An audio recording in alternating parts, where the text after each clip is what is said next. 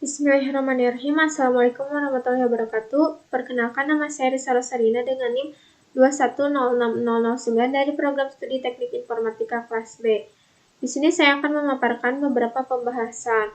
Langsung saja terkait kelebihan dan kekurangan NFA dan DFA baik dari transisi, pembacaan string, dan implementasi modelnya.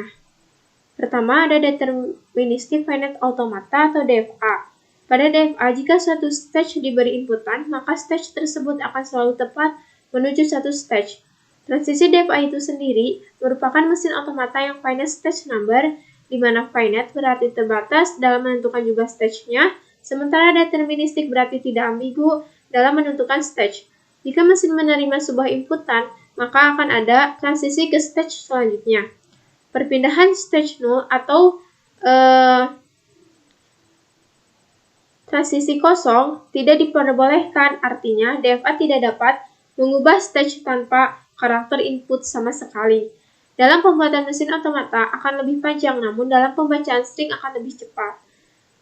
Yang kedua, Non-Deterministic Finite Automata atau NFA.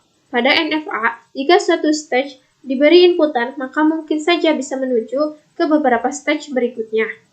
NFA tiap stage-nya dapat bertransisi ke lebih dari satu stage, atau juga pada stage tidak memiliki suatu nilai input atau yang disebutkan dengan nilai hampa.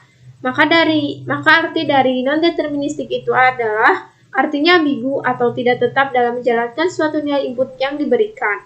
Diperbolehkan terjadi perpindahan nol atau transisi kosong, yang berarti NFA dapat berpindah ke stage berikutnya tanpa membaca simbol input. NFA dapat mengirimkan beberapa stage untuk input tertentu. Dalam pembuatan mesin otomata atau diagram transisinya akan lebih ringkas, namun dalam pembacaan string akan lebih lama dan panjang. Lalu, terkait pembuatan suatu bahasa reguler lengkap dengan NFA dan DFA yang ekuivalen, serta pembacaan string minimal 3 buah. Di sini ada contoh pembuatan DFA, di mana dengan ketentuan yaitu A adalah W itu terdiri memuat dari 0 dan 1, W merupakan himpunan dari sigma, dan sigmanya itu terdiri dari 0 dan juga 1, dan string terpendeknya itu 01, dan untuk string lainnya adalah sebagai berikut. Nah, di sini ada diagram transisinya atau mesin otomatanya. Untuk pembacaan string pada DFA ini sudah kita ketahui bahwa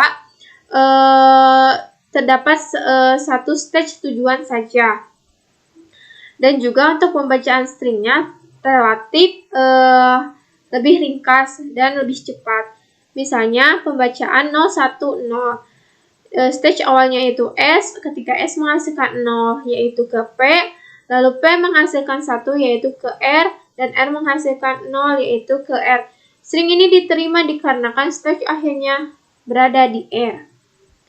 Kedua ada NFA. Nah, dengan ketentuan sama seperti DFA sebelumnya, dengan ketentuan seperti ini dan juga transisi mesin otomata atau diagram transisinya juga sama seperti DFA.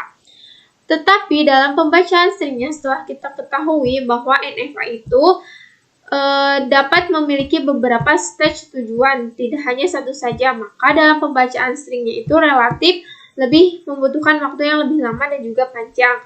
Seperti halnya berikut ini, misalnya 0010. Nah, dimulai dari stage awal yaitu S, ketika S menghasilkan 0 ini bisa ke S lagi dan juga bisa ke P. Nah, maka ada dua stage tujuan. Nah, lalu untuk berikutnya yaitu S menghasilkan 0 juga ke S lagi dan juga atau ke P. Lalu berikutnya S menghasilkan 1 ke S lagi, S menghasilkan 0 ke S lagi. Dan hanya ada satu stage yang diterima yaitu yang kedua. Di sini tidak diterima dikarenakan stage akhirnya bukan berada di R melainkan berada di S, maka ini tidak diterima.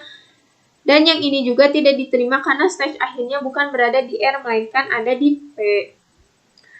Nah, untuk DFA yang ekuivalen dengan NFA dengan contoh kasus sama seperti sebelumnya. Nah, di sini kita buatkan dulu tabel transisinya.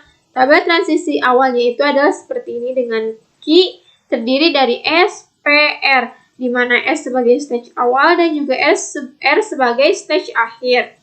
Nah, di sini untuk tabel berikutnya ini adalah tabel